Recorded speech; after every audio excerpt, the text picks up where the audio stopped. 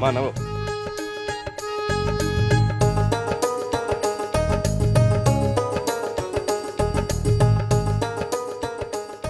বাবা দেখো কি সুন্দর মাইয়ারা কলসি কাকে নিয়ে যাইতেছে।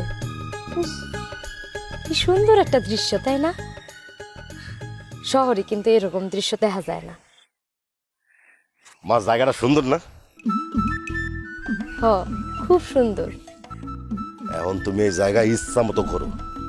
এই মুহূর্তে মাথায় কোনো কিছু রাখবা না, না আব্বা না ফুপা না দিবা, শুধু নিজের নিয়েই ভাববা এখন, বুঝছো? আমার আব্বাও ছোটবেলায় আমার এরকম খোলা মাঠের মধ্যে নিয়ে আসতো। চারপাশে সবুজ ধান ক্ষেত। আমারে কইতো নাও মা, ইচ্ছা মতো নিজের মতো করে খেলো, দৌড়াও, আনন্দ করো।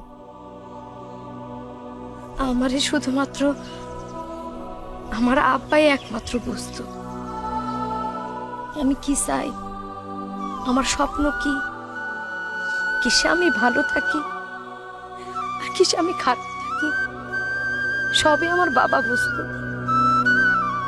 যেমন করে তুমি আমারে বুঝো। মা, আমিও তো তোমার একটা বাপ, তাই না? এ কারণে তো তোমার নাকটা ঠিক আমার আব্বার মতো হয়েছে।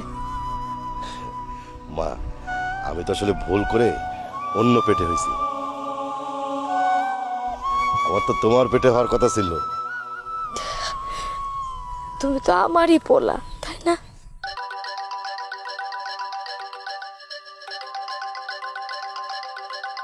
ফুপার ফোন।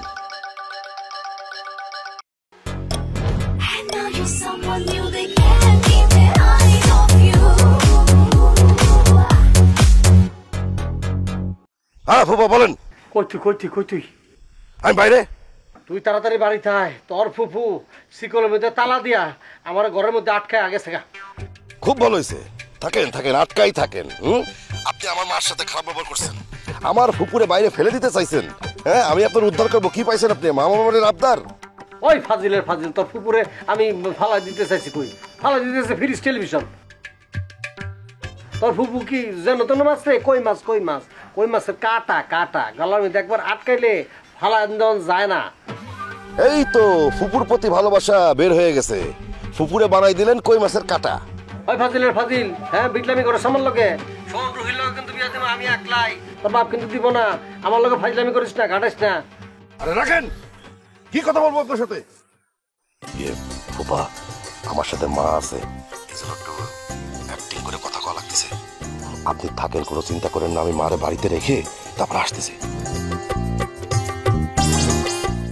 বকুলপুর টিভিতে প্রচারিত হওয়ার পূর্বেই সম্পূর্ণ নতুন এপিসোড দেখুন শুধুমাত্র দীপ্ত প্লেতে।